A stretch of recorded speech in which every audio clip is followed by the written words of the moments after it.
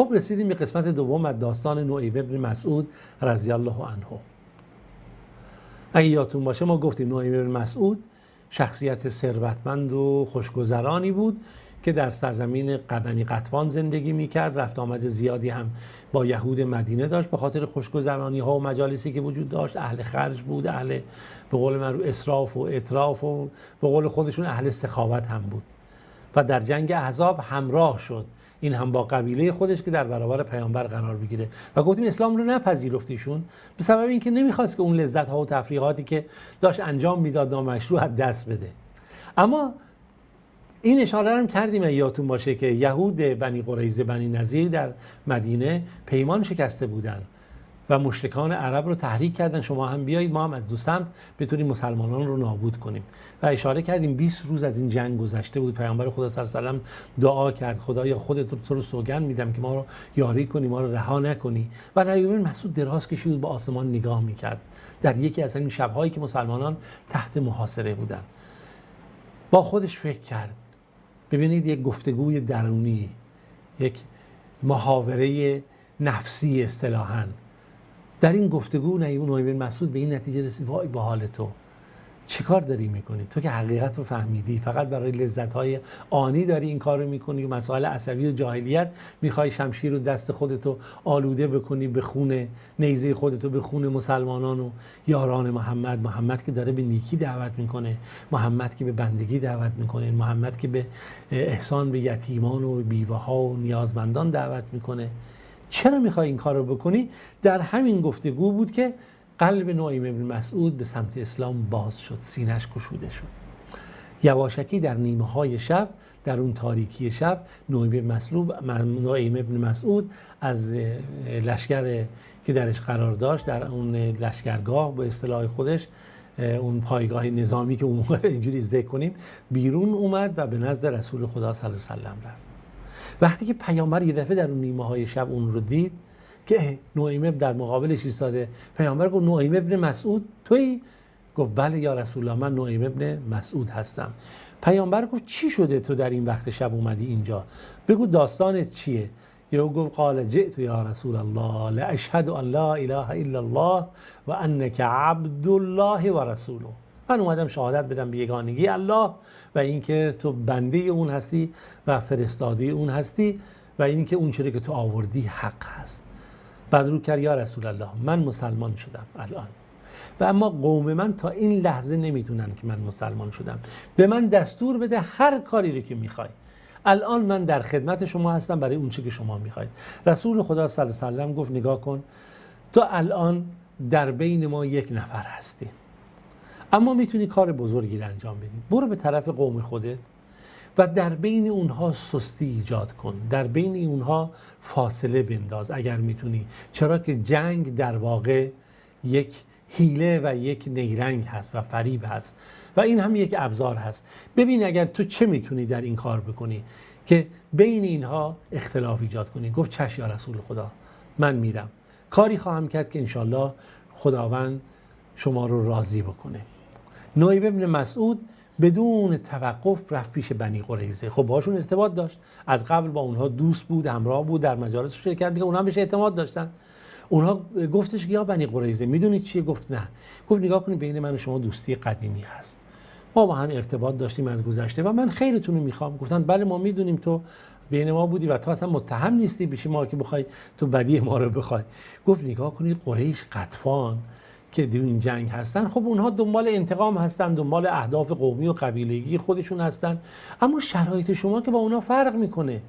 شما که با مسلمانان در جنگ نبودی، در درگیری نبودی، دنبال انتقام و خونکشی نبودید.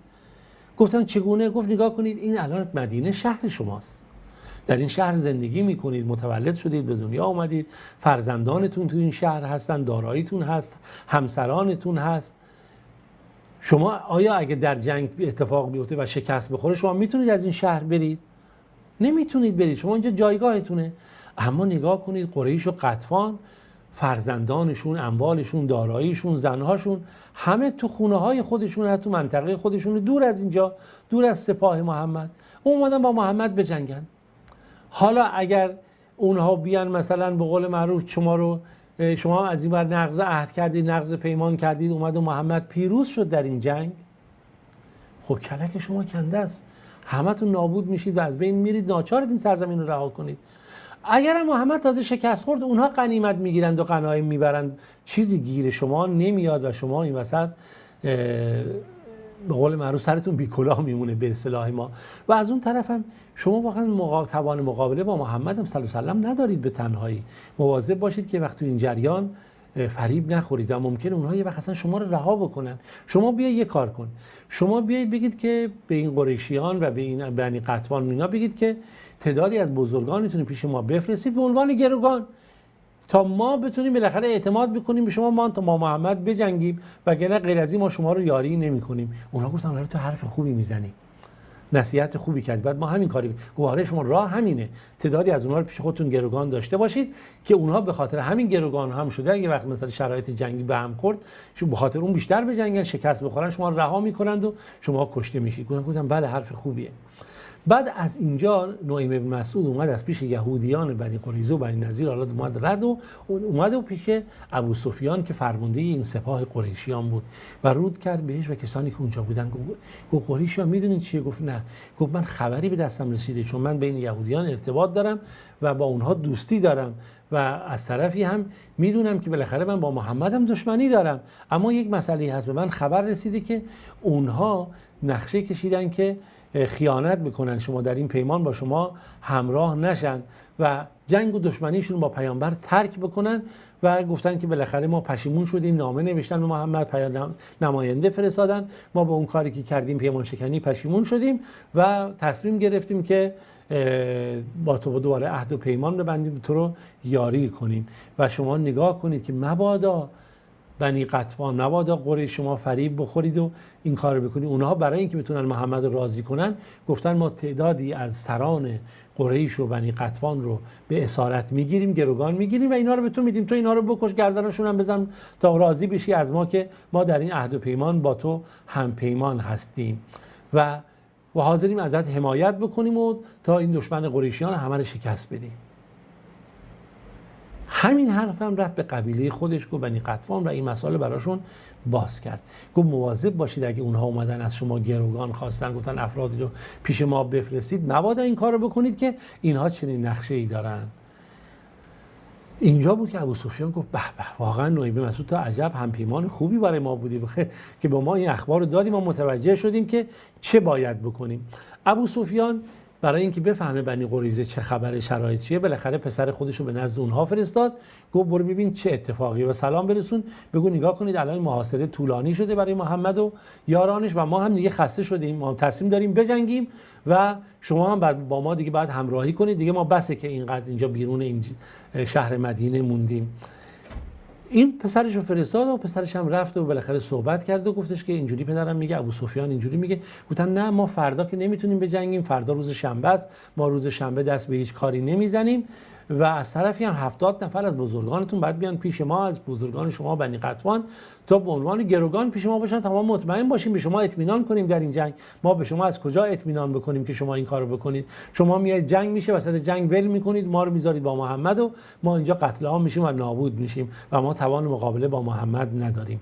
پسر ابو سفیان اومد پیش ابو سفیان، بهش خبر داد که بیا که بنی قریظه اینجوری گفتن و زبانشون اینگونه بود. ابو سفیان عصبانی شد، فرزندان یهود، مثلا فرزندان مثلا میمون و خنازیر و فلان، شما چقدر بد هستید، خیانتکار هستید و میگه اگر شما یک گوسفندم اگه از ما بخواید گروگان بگیرید ما به شما نمیدیم، چی فکر کردید میخواید به ما خیانت کنید؟ اینجا بود که نعیم بن مسعود موفق شد بین سپاهیان و بین پیمانی که یهودیان با قریش و بنی قطوان بسته بودن چیکار کنه؟ اختلاف بندازه و شکاف ایجاد بکنه و اون اتحاد اونها رو به هم بزنه.